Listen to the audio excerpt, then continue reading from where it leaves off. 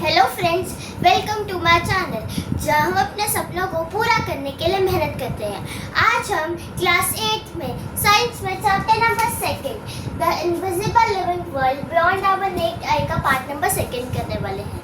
हमने इस चैप्टर का पार्ट नंबर 1 भी इस वीडियो से पहले कर रखा है, जो मैंने अपने चैनल पर अपलोड कर रखा है। तो पहले आप पार्ट नंबर 1 देखें, फिर उसके बाद हम पार्ट नंबर 2 पे बढ़ना है, ठीक है।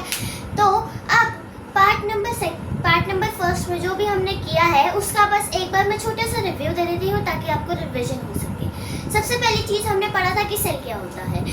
सेल जो कि है वो एक basic fundamental unit of life होता है हर एक लिविंग ऑर्गेनिज्म का।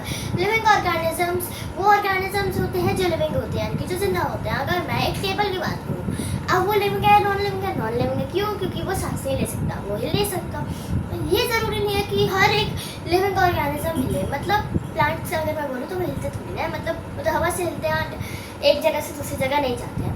तो बेसिकली लिविंग ऑर्गेनिज्म वो ऑर्गेनिजम्स होते हैं जो सर्वाइव करते हैं, जो ब्रीथ करते हैं, और साथ में उनको सर्वाइवल के लिए कुछ चीज़ें इंपॉर्टेंट होती हैं, जैसे फूड हो गया, वाटर हो गया, एक्सेट्रा। तो हर एक लिविंग ऑर्गेनिज्म की बॉडी सेल से बनी होती है। अब दो टाइप के सेल होते हैं, एक होता है यूनिसेलुलर और एक होता है मल्टीसेलुलर ऑर्गेनिजम्स।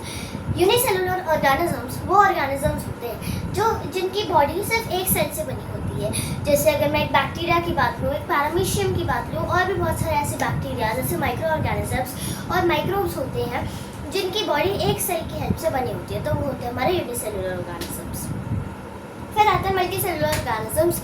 मल्टीसेलुलर ऑर्गेनिजम्स वो ऑर्गेनिजम्स होते हैं जिनकी वो लिविंग ऑर्गेनिज्म होते हैं जिनकी बॉडी बहुत सारी सेल से बनी होती है, जैसे ह्यूमन बींग्स, एनिमल्स, प्लांट्स और भी बहुत सारे लिविंग ऑर्गेनिजम्स, ठीक है। मैं हर एक लिविंग ऑर्गेनिज्म को ये नहीं कहूँगी कि वो मल्टीसेलुलर या यूनिसेलुलर होता है। हर एक का अलग अलग वैरी होता है, लेकिन हर एक लिविंग ऑर्गेनिज्म सेल से ही बना होता है।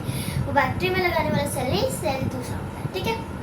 ओके, अब सबसे पहली चीज़ सेल जो कि है, सेल में होते हैं सेल मेम्ब्रेन होता है और सेल वॉल होती है, न्यूक्लियस होता है, साइटोप्लाज्मा होता है और भी बहुत सारी चीज़ें होती हैं। अगर मैं सेल मेम्ब्रेन की बात करूँ तो वो एक थिन लेयर होती है जो परमिएबल होती है। परमिएबल यानी कि वो कुछ चीज़ों को, कुछ काम की चीज़ों को सेल के अंदर जाने देती है और कुछ जो वेस्ट होता है उसको बाहर आने देती है। बेकार की चीज़ें जो बाहर होती हैं उनको अंदर नहीं आने देती है, और जो चीज़ें काम की हैं उनको अंदर से बाहर नहीं जाने देती, ठीक है। फिर आता है हमारा सेल वॉल। सेल वॉल सिर्फ प्लांट सेल में प्रेजेंट होता है। दो टाइप की सेल होता है, प्लांट सेल और एनिमल सेल। प्लांट सेल में प्रेजेंट होते हैं सेल वॉल सिर्फ जो एनिमल होते हैं हमारे, कौन से क्या बोलते हैं, जो प्लांट सेल होता है उनमें जो सेल सिर्फ उन्हीं में सेल वॉल प्रेजेंट होता है। क्यों होता है? क्योंकि प्लांट जो कि है वो एनिमल्स और ह्यूमन बींग्स की तरह एक जगह से दूसरी जगह नहीं जा सकते। जब आंधी आएगी, तूफान आएगी, बारिश आएगी और बहुत सारे होते हैं एनवायरमेंटल चेंजेस, तो उससे बचने के लिए उन्हें एक ट्रिगर्ड स्ट्रक्चर चाहिए खड़े होने के लिए, क्योंकि उनको वहाँ पे खाना भी बनाना है, उनको वहाँ पे रहना भी है, उनको वहाँ पे अपनी पूरी बॉडी को भी स्ट्रेट रखना है ताकि वो सर्वाइव कर सकें। तो उनको क्या करना है, उनके लिए एक पूरा स्ट्रक्चर होता है। सेल वॉल सेल मेम्ब्रेन के भी बाहर होती है, जो एक लेयर होती है, वो भी आउटर लेयर होती है, वो भी परमिएबल होती है, और वो पूरे प्लांट को एक रिजिड स्ट्रक्चर प्रोवाइड करती है ताकि वो एक्सट्रीम एनवायरमेंटल कंडीशंस में भी खड़ा रहे, ठीक है। तो ये हमारा हो गया सेल वॉल का। फिर आता है न्यूक्लियस।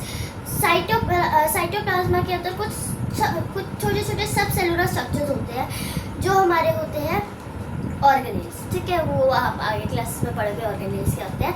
साइटोप्लाज्मा इतना समझो कि जितने भी लाइफ प्रोसेस जो इंपॉर्टेंट होते हैं सेल में, वो ज़्यादा से ज़्यादा साइटोप्लाज्मा में ही होते हैं, ठीक है। न्यूक्लियस एक ऐसी चीज़ होती है जिसमें जेनेटिक मटीरियल होता है, ठीक, ओके। फिर हमने बात किया था नर्व सेल और मसल सेल। मसल सेल वो होते हैं जो मसल्स में प्रेजेंट होते हैं, नाम से पता लग रहा है। मसल्स हमारे जो बॉडी में सबसे स्ट्रॉन्गेस्ट और लॉन्गेस्ट मसल होती है हमारी, होती है पैरों की, ठीक है। और नर्व सेल्स वो सेल्स होते हैं, नर्व सेल्स को न्यूरॉन्स भी कहा जाता है। नर्व सेल्स वो सेल्स होते हैं जो आपकी बॉडी में जितने भी मैसेजेस हैं वो आपके ब्रेन तक पहुंचाते हैं। जैसे अगर आपके हाथ में दर्द हो रहा है या आपके हाथ में कुछ भी हुआ, जैसे मान लो आपके हाथ में आपकी उंगली में कट पड़ गया, अब आपकी उंगली में कट पड़ गया, अब जो आपकी उंगली में है उसके अंदर जितने भी सेल्स होंगे वो डैमेज हो गए होंगे, तो वो रिप्लेस हो जाएंगे। अब आपको दर्द होगी। दर्द कैसे होगी? आपको अगर ब्रेन को जब तक आपकी पता नहीं लगेगा ना कि दर्द हो रही है या नहीं हो रही, तब तक आपको कोई दर्द नहीं होगी। जब जैसे आपको ब्रेन के पता लगेगा कि यहाँ दर्द हो रही है, तो फिर आपको शुरू हो जाएगी। तो नर्व सेल ये कैरी करके दिख जाएगा कि हाँ यहाँ पे हुआ है, फिर वो नर्व सेल फटाफट से कैरी करेगा ब्रेन के पास और ब्रेन को जो भी करना होगा वो करेगा। ठीक है, तो ये हमारा होता है नर्व सेल का काम, जिसको हम बोलते हैं साथ में हमारा न्यूरॉन्स। ठीक है, फिर हमने बात करी थी साथ में हमारे वैक्यूल्स की, जो होता है प्लास्टिक टाइप के स्ट्रक्चर्स होते हैं जिसको हम बोलते हैं वैक्यूल्स, जो 3 टाइप के होते हैं। एक होता है क्लोरोप्लास्ट, एक होता है क्रोमोप्लास्ट और एक होता है ल्यूकोप्लास्ट। ठीक है, उसमें से आपको सिर्फ एक ही काम किया है तो मैं एक ही बताऊंगी, बाकी के तो और जो भी चीज़ें हैं वो आप अगली क्लास में पढ़ेंगे। क्लोरोप्लास्ट वो होता है जो फोटोसिंथेसिस के लिए काम आता है, क्लोरोफिल को कैप्चर करने के लिए। क्लोरोफिल एक ऐसा सब्सटेंस होता है जो सनलाइट को कैप्चर करता है फोटोसिंथेसिस के प्रोसेस के लिए। फोटोसिंथेसिस एक ऐसा प्रोसेस होता है जिससे प्लांट्स अपना खुद का खाना बना सकते हैं। जो प्लांट्स अपने खुद का खाना बनाते हैं उसको कहते हैं ऑटोट्रॉपिक प्लांट्स। ठीक है, अब हम बढ़ते हैं हमारे नेक्स्ट टॉपिक पे, जिसका नाम है What are the levels of organization in the body of a living organism? यानी कि ऐसे कौन से लेवल्स होते हैं ऑर्गेनाइजेशन के एक लिविंग ऑर्गेनिज्म की बॉडी में। देखो, मैंने पहले वाली वीडियो में बताया था कि सेल होता है, अब सेल से टिश्यू बनते हैं, टिश्यू से ऑर्गन बनते हैं, ऑर्गन से ऑर्गन सिस्टम बनता है और ऑर्गन सिस्टम के बाद बनता है हमारा पूरा का पूरा ऑर्गेनिज्म। अब सेल से टिश्यू कैसे बने? एक ग्रुप ऑफ सेल्स जो एक ही फंक्शन कर रहे होंगे, उससे बनता है टिश्यू। अब टिश्यूज को जोड़कर बनता है एक ऑर्गन, और बहुत सारे ऑर्गन्स को जोड़कर बनता है ऑर्गन सिस्टम। जैसे अगर मैं डाइजेस्टिव सिस्टम की बात करूँ, वो एक सिस्टम है।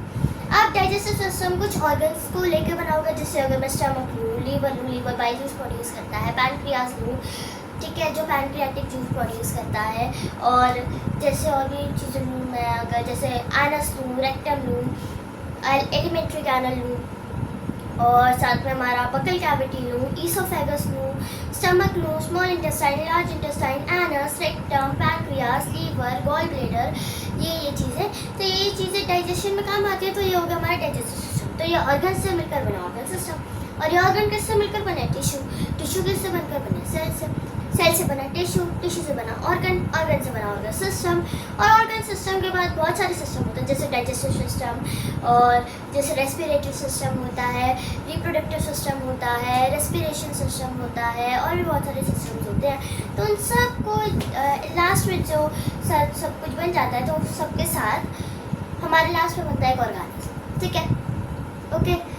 तो यहाँ पे भी ये लिखा है सेल से बनता है टिश्यू, टिश्यू से बनता है ऑर्गन, ऑर्गन से बनता है ऑर्गन सिस्टम, और ऑर्गन सिस्टम से बनता है खुद का ऑर्गेनिज्म। ठीक है, अगर सेल नहीं होंगे तो टिश्यू नहीं बनेंगे, टिश्यू नहीं बनेंगे तो ऑर्गन नहीं बनेंगे, ऑर्गन भी नहीं बनेंगे तो ऑर्गन सिस्टम तो भूल ही जाओ, और अगर ये सब नहीं बनेगा तो ऑर्गेनिज्म कहीं से बनेगा। ठीक है, तो मेनली सेल को इसीलिए फंडामेंटल यूनिट ऑफ लाइफ कहा जाता है। ठीक है, ये लेवल ऑफ ऑर्गेनिज्म हमें हेल्प करते हैं कि कितने सेल्स जो की है वो एक साथ बनकर कितने कॉम्प्लेक्स लिविंग बीइंग को बना सकते हैं।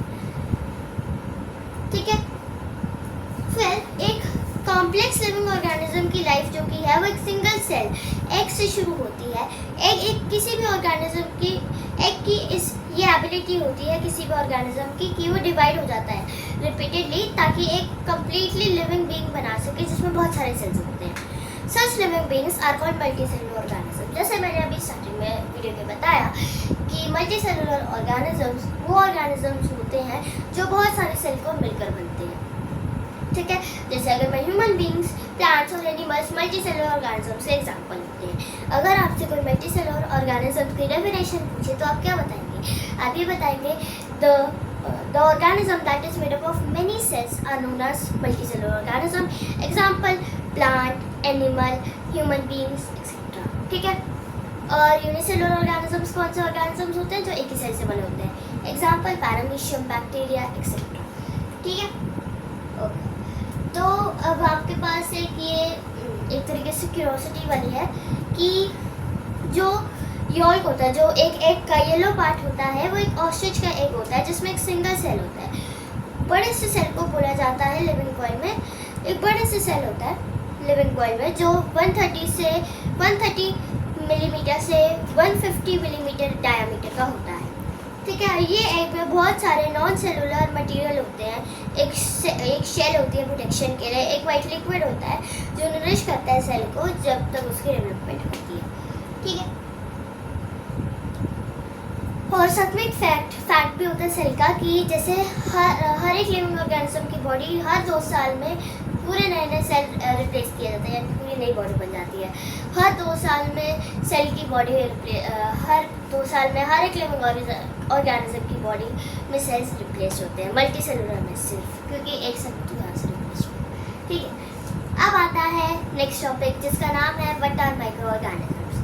जो हम चैप्टर नंबर 2 पढ़ रहे हैं उसका नाम पहले था ओल्ड एनसीईआरटी में, वो था माइक्रो ऑर्गेनिज्म फ्रेंड एंड फू, जिसमें हम पढ़ते थे माइक्रो ऑर्गेनिजम्स क्या होते हैं, माइक्रोस्कोप्स क्या होते हैं, साथ में वायरसेस क्या होते हैं, टाइप्स ऑफ माइक्रो ऑर्गेनिजम्स क्या होते हैं, माइक्रो ऑर्गेनिजम्स किस तरीके से हमारे फ्रेंड हैं, किस तरीके से हमारे फू हैं यानी कि एनिमी है।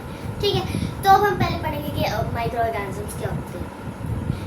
Some living organisms are made up of just one or very few cells. They are so small that they cannot be seen with the naked eye. These are called microorganisms. यानी कि कुछ living organism जो भी है वो सिर्फ और सिर्फ एक या थोड़े बहुत सेल्स से मिलकर बने होते हैं। वो इतने छोटे होते हैं कि हम उन्हें विदाउट माइक्रोस्कोप नहीं देख सकते हैं। ठीक है, ये लिविंग ऑर्गेनिजम्स को कहते हैं हम माइक्रो ऑर्गेनिजम्स या माइक्रोस्कोप्स। ठीक है, कुछ माइक्रो ऑर्गेनिजम्स जो कि है जैसे बैक्टीरिया हो गए, अमीबा हो गए, वो जो कि है वो सिर्फ एक सेल से बने होते हैं। बैक्टीरिया और अमीबा यूनिसेलुलर का एग्जांपल है यहाँ तक। ठीक है, वो एक सेल से बने होते हैं यानी कि वो यूनिसेलुलर है। ठीक है, और भी बैक्टीरिया जैसे फंजाई हो गए, एल्गे हो गए, उनमें बहुत सारे सेल होते हैं तो मल्टी सेलुलर होते हैं। ठीक है, वो हम सबके वहाँ होते हैं। अगर मैं माइक्रो ऑर्गेनिजम्स की बात करूँ तो आपको हर जगह मिलेंगे, स्मार्ट घर में, यहाँ बोर्ड पे, हर एक की बॉडी में। ठीक है, लेकिन हम उन्हें नहीं देख पाएंगे। ठीक है, हम वैसे ही हमारे आसपास बहुत सारी और भी माइक्रो ऑर्गेनिजम्स दिखेंगे, पानी में, सॉइल में, एयर में, हमारी बॉडी के अंदर भी। ठीक है, तो अब वो किस टाइप के हैं? ऐसे सेल्स के माइक्रो ऑर्गेनिजम्स के सेल के को दोबारा हम ऑब्जर्व करने के लिए एक माइक्रोस्कोप का ही यूज़ करेंगे। ठीक है, जो मैग्नीफाई करता है उनका साइज और उनको विजिबल बनाता है हमारी आंखों तक, ताकि हम देख पाए उसे। ठीक है, साइंटिस्ट ने एक लो कॉस्ट में फोल्डेबल पेपर माइक्रोस्कोप बनाया था जिसकी अच्छा आप देख सकते हो। ऐसे डिटेल्स में और जो बहुत छोटे होते हैं वो माइक्रोस्कोप से भी दिखते हैं। जो ऐसे ऑर्गेनिज्म होते हैं उनको और भी बड़े माइक्रोस्कोप जिसका नाम होता है इलेक्ट्रॉन माइक्रोस्कोप, जो नॉर्मल माइक्रोस्कोप से भी बहुत पावरफुल होता है, उसकी हेल्प से हम और चीज़ों को देख सकते हैं। ठीक है, ओके, तो ये हमारा माइक्रो ऑर्गेनिज्म वाला टॉपिक। माइक्रो ऑर्गेनिज्म समझ आए? माइक्रो ऑर्गेनिजम्स जो अनवांटेड क्रिएचर्स होते हैं, जो हम इतने छोटे होते हैं कि हम अपने आंखों से नहीं देख सकते, हम सिर्फ माइक्रोस्कोप से ही देख सकते हैं, इसीलिए उन्हें माइक्रो ऑर्गेनिजम्स, माइक्रो आ रहा है ना, माइक्रोस्कोप में भी माइक्रो और माइक्रो ऑर्गेनिजम्स। ठीक है, फिर कुछ ऑर्गेनिजम्स होते हैं जो पॉन्ड वाटर में प्रेजेंट होते हैं। एक टेबल दे रखा है, टेबल 2.1 पेज नंबर 9 पे। ठीक है, तो माइक्रो ऑर्गेनिजम्स एक होता है अमीबा, जिसको प्रोटोजोआ भी कहा जाता है, जो एक सिंगल सेल में होता है, मूव होता रहता है, उसकी इरेगुलर शेप में होती है। फिर दूसरा आता है पैरामीशियम, वो भी प्रोटोजोआ का एग्जांपल है। एक सिंगल सेल होता है जो मूव करता है एक प्लेस से दूसरे प्लेस तक, और मूवमेंट जो की है वो कुछ स्पेशलाइज्ड स्ट्रक्चर की हेल्प से होती है।